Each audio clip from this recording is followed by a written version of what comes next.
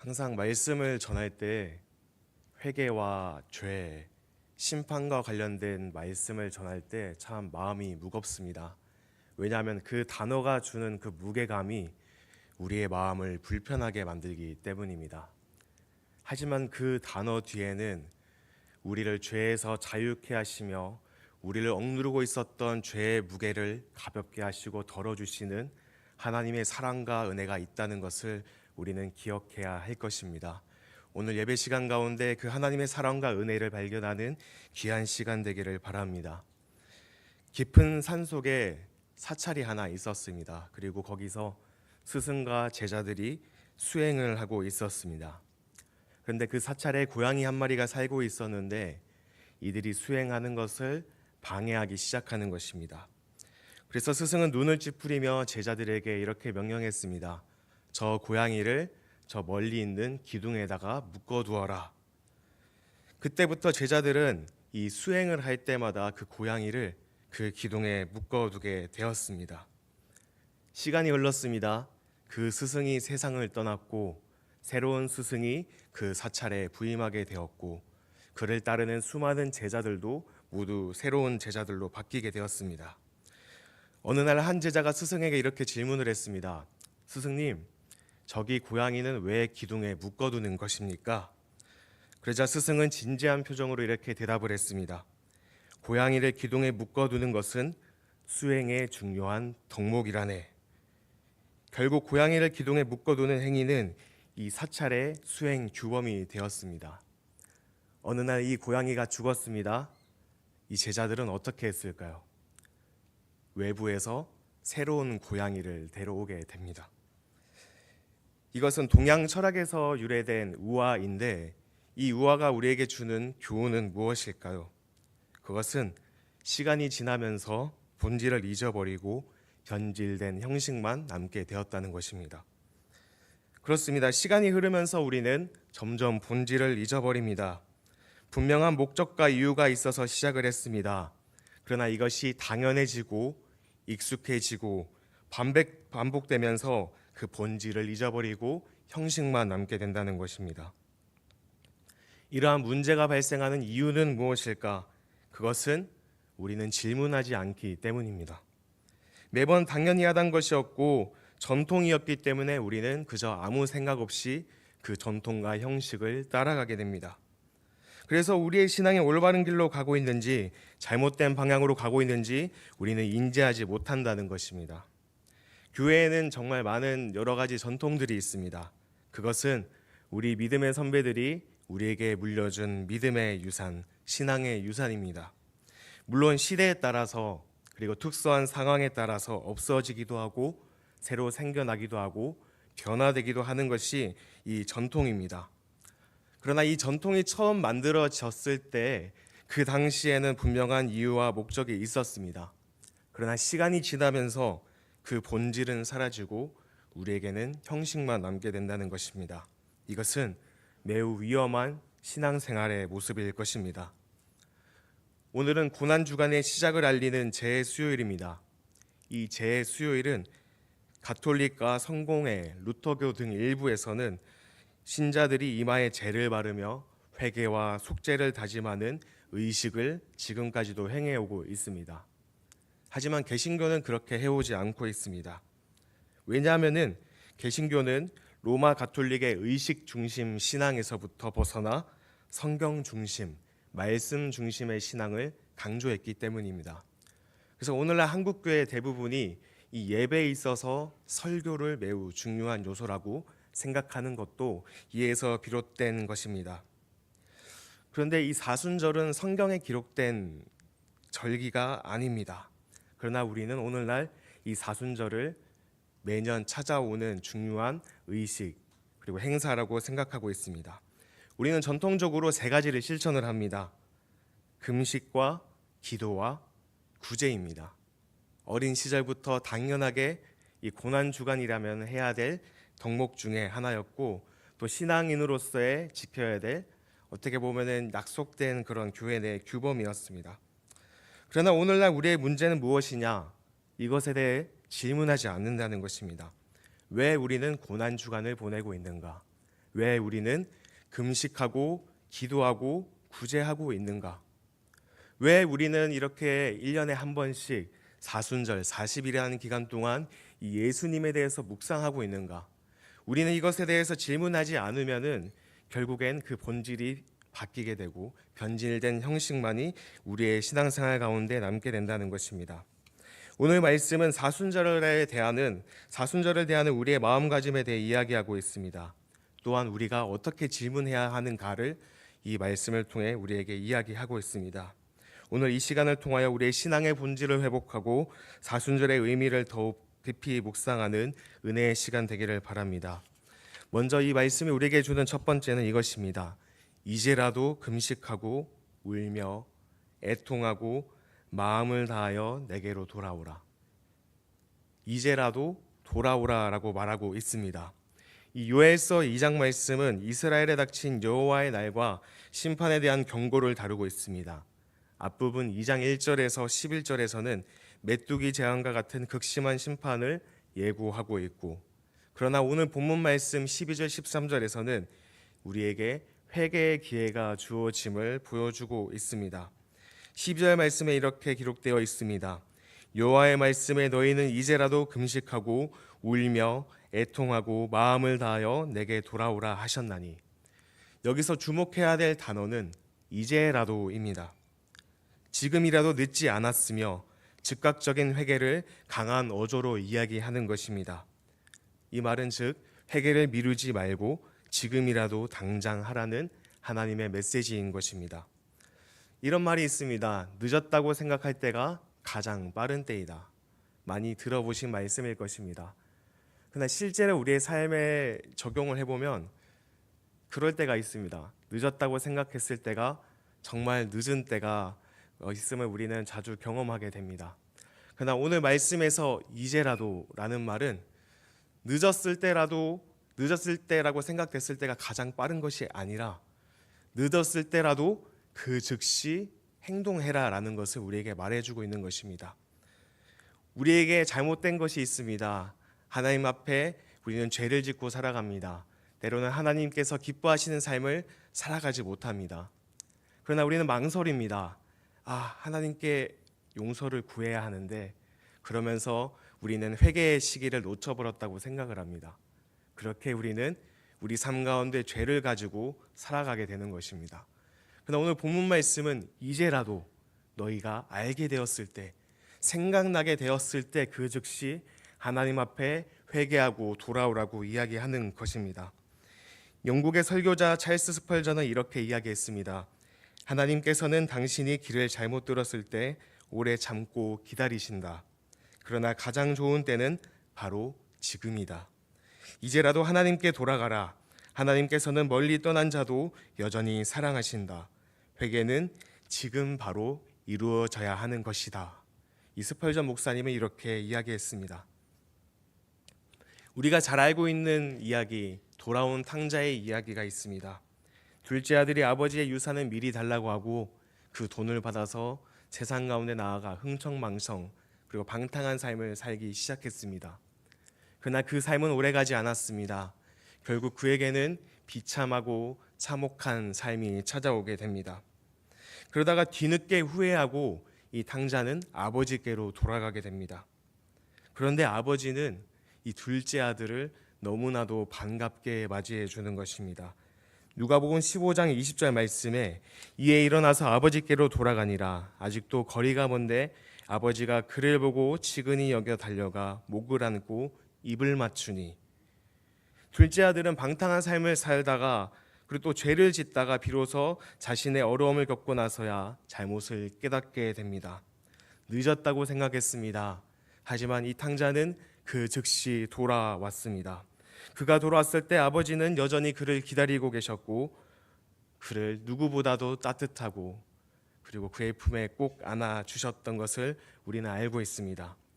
마찬가지입니다. 우리의 삶도 이와 동일합니다.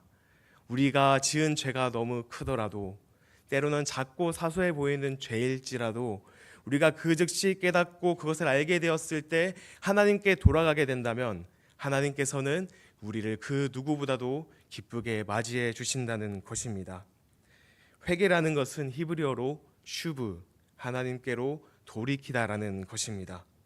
회개는 자신의 잘못을 뉘우치는 것에서 끝나는 것이 아니라 하나님께로 돌아오는 것입니다. 가던 길을 멈추는 데서 끝나는 것이 아니라 돌아서서 다시 하나님께로 나아가는 것이 바로 회개라는 것입니다. 회개는 나의 죄를 하나님께 고백하고 끝나는 것이 아니라 잘못된 길을 걸어가던 우리의 발걸음을 되돌리는 것이며 우리의 삶을 바꾸는 것입니다. 내 고집과 생각을 꺾고 하나님이 원하시는 삶으로 변화되는 것입니다. 그러므로 우리는 이제라도 금식하고 울며 애통하고 마음을 다하여 하나님께 돌아가야 합니다. 이미 늦었다고 생각하지 마십시오. 하나님께서는 그 즉시 우리의 간절한 회개, 하나님께 돌아오는 것을 그 누구보다도 기다리고 계신다는 것입니다. 그러나 우리는 이것을 조심해야 합니다. 우리는 율법주의적으로 회개를 해서는 안 된다는 것입니다. 돌아온 탕자는 아버지께 먼저 잘못을 구하기 전에 아버지께 먼저 돌아갔습니다. 그가 용서를 구해서 아버지께서 용서해 주신 것이 아니라 아버지께서는 그저 사랑과 은혜로 그 아들을 받아주셨습니다. 회개라는 것은 우리가 하나님께 잘못했습니다 구하는 것이 아니라 먼저 하나님 앞에 돌아가는 것입니다. 하나님의 사랑과 하나님의 은혜 가운데 우리가 들어가는 것입니다. 그럴 때 우리의 삶 가운데 진정한 회개가 일어난다는 것입니다. 우리가 아무리 기도하면서 하나님께 우리의 잘못을 구한다고 하더라도 우리의 삶이 하나님께로 돌아가지 않는다면 그것은 율법주의적인 회개이며 또다시 원래의 삶으로 돌아가는 일시적인 회개일 수밖에 없습니다. 진정한 회개는 하나님 앞에 돌아가는 것입니다. 돌아온 탕자처럼 아버지께서 과연 받아주실까 걱정과 염려가 있었겠지만 그는 그냥 먼저 아버지께로 돌아갔습니다. 그럴 때 아버지께서 그 모든 죄를 용서하여 주시고 그에게 가장 좋은 것으로 풍성한 것으로 채워주셨음을 우리는 알고 있습니다. 그러므로 우리는 하나님 앞에 돌아가야 합니다. 하나님 앞에 돌아가는 것이 바로 사순절의 시작이며 고난주간 그 예수 그리스도의 십자가를 묵상하며 그것을 맞이하는 우리의 마음가짐일 것입니다. 그런 마음가짐으로 우리는 이 사순절을 보내야 할 것입니다. 그저 매년 찾아오는 연례 행사로 우리가 이것을 지키는 것이 아니라 하나님 앞에 진정으로 나아가며 하나님 앞에 진정으로 돌아가는 것, 이것이 우리의 삶의 모습이 되어야 할 것입니다. 두 번째는 이것입니다. 신앙은 외적인 행위가 아니라 내면의 변화가 일어나야 한다는 것입니다. 요엘서 2장 13절에서 하나님께서는 너희는 옷을 찢지 말고 마음을 찢고 라고 말씀하셨습니다. 고대 근동 사회에서는 이 옷을 찢는 행위를 매우 강한 감정을 표현하는 전통적인 방식으로 여겨졌습니다. 옷을 찢는 행위는 주로 슬픔, 애통함, 분노, 회개, 경외감, 그리고 때로는 신성모독에 대해 반응하는 그런 행위로 나타났습니다. 이 유대인들은 슬픔을 나타내기 위해 외적으로 드러나는 행동을 중요하게 생각했습니다. 그래서 이 옷을 찢는 행위는 그중 가장 극적인 표현 중 하나였습니다. 누군가가 죽었을 때 유족들은 옷을 찢으며 슬픔을 나타내기도 했고 또한 신성모독이나 불의를 보게 되었을 때 이 옷을 찢었습니다. 마태복음 26장에 예수님께서 자신을 하나님의 아들이라고 말씀하셨을 때 대제사장은 이를 신성모독이라 여겨 자신의 옷을 찢었던 것을 우리는 알고 있습니다. 또한 사도행전 14장에서 루스드라 사람들이 수많은 우상들을 섬기는 모습을 보고 바울과 바나바는 애통해하며 자신의 옷을 찢었던 것을 우리는 또한 기억하고 있습니다. 이 옷을 찢는 행위는 내면의 감정으로부터 표출되는 행위였습니다. 불의를 보고도 애통해하지 않고 분노하지 않고 죄를 지었음에도 회개하는 마음으로 옷을 찢는 것이 아니라 그저 보여지는 모습만 생각하며 형식적으로 옷을 찢었던 것이 바로 이 이스라엘 백성의 모습이었습니다. 애통해하는 마음을 표현하는 것이 이 옷을 찢는 행위인데 애통한 마음이 없습니다. 불의를 보고도 분노가 일어나지 않습니다. 그런 상황 가운데 자꾸만 보여지는 모습, 자신의 옷을 찢는 행위로 그 감정을 표출한 것처럼 행동했다는 것입니다. 형식적인 회개가 아니라 우리는 마음 깊은 곳에서부터 변화가 일어나야 합니다. 그리고 우리는 아버지께로 돌아가야 합니다. 둘째 아들은 방탕한 삶을 살며 또 죄를 짓다가 다시 아버지께로 돌아갔습니다. 그리고 다시 그 아들은 그 아버지를 떠났다는 기록은 성경에 나와 있지 않습니다. 돌아갔으면은 변화된 삶을 살아가야 하는 것입니다. 아버지께로 돌아갔는데 다시 한 번 더 유산을 받아내 세상 가운데 나아간다면은 그것은 진정한 내면의 변화가 아니라 형식적인 회개에서 그치는 것일 뿐입니다. 저는 어린 시절에 이런 형식적인 신앙생활을 경험했던 적이 있습니다. 금요 철야 예배 때 옆에 있는 집사님, 권사님, 장로님들이 눈물을 흘리며 뜨겁게 기도하는 모습을 보았습니다. 그래서 저는 그분들이 하시는 기도를 그대로 따라했습니다. 슬프지 않지만 눈물을 내면서 기도하려고 했고, 간절한 기도 제목이 없지만 간절해 보이는 척 옆에서 통성 기도했던 어린 시절이 기억이 납니다. 그때 집사님과 권사님들이 저에게 이렇게 말씀하셨습니다. 역시 목사님 아들이라서 신앙이 참 좋아. 근데 저는 이런 생각이 들었습니다. 사실 내 내면의 생각과 하나님을 향한 마음은 그렇지 않은데 겉으로 드러나는 것에서 내가 인정받고 있구나. 그때부터 저는 그런 외식하는 모습의 기도 생활을 계속해서 이어갔습니다. 기도에 알맹이가 하나도 없는 것입니다. 제 신앙생활에 그냥 껍데기만 가득했던 것입니다. 기도의 본질은 하나님과 대화하는 것이고 기도의 본질은 하나님의 뜻에 나의 마음을 맞추는 것입니다. 그러나 저의 기도에는 그저 껍데기만 남은 형식적인 기도에 불과했다는 것입니다. 우리의 믿음 생활은 하나님께 드려져야 하는 것이지 사람들에게 보여지는 것이 아닙니다. 주변의 시선과 평가를 쫓아가서는 안 됩니다. 하나님 앞에 경건해야지 사람 앞에서 경건한 모습을 보이려고 애써서는 안 됩니다. 사람들에게 보여주기 위한 신앙생활, 형식과 전통을 지키기 위한 믿음 생활은 결국 본질을 잃어버리고 맙니다. 우리는 이러한 태도를 조심하고 경계해야 합니다. 그리고 우리는 스스로에게 질문해 보아야 합니다. 내가 왜 기도를 하고 있는 것인가? 내가 왜 예배를 드리고 있는 것인가? 나는 왜 금식하고 있는 것인가? 우리는 그 목적과 이유에 대해서 끊임없이 질문을 해야 합니다. 그럴 때 우리는 신앙적으로 형식적인 습관에 머무르지 않고 본질을 따라가는 참된 그리스도인의 삶을 살아갈 수 있게 됩니다. 이 사순절은 단순히 외적인 습관이 아니라 내면의 변화입니다. 사순절은 예수 그리스도의 십자가를 묵상하며 거룩하신 하나님 앞에 나를 빗대어 보는 것입니다. 그리고 예수 그리스도의 고난에 동참하며 나도 영적으로 더 훈련받고 성숙되는 시기가 바로 이 사순절입니다. 우리를 위해 십자가의 길을 걸으신 예수님을 깊이 묵상하며 나의 크고 작은 죄, 그 모든 것을 하나님께 고백하는 시간이 되어야 합니다. 단순히 금식하고 금욕하는 것이 아니라 그냥 종교적 행위에서 끝나는 것이 아니라 매년 찾아오는 고난주간을 그저 습관적으로 보내는 것이 아니라 날마다 새로운 마음으로 하나님 앞에 나아가야 하는 것입니다. 성경은 우리에게 옷을 찢는 것이 아니라 마음을 찢으라고 계속해서 말하고 있습니다. 세 번째는 이것입니다. 하나님은 자비로우시며 우리의 회개를 기다리고 계신다는 것입니다. 요엘서 2장 13절 후반부에 이렇게 기록되어 있습니다. 그는 은혜로우시며 자비로우시며 노하기를 더디하시며 인애가 크시사라고 말합니다. 우리는 이 회개를 착각합니다.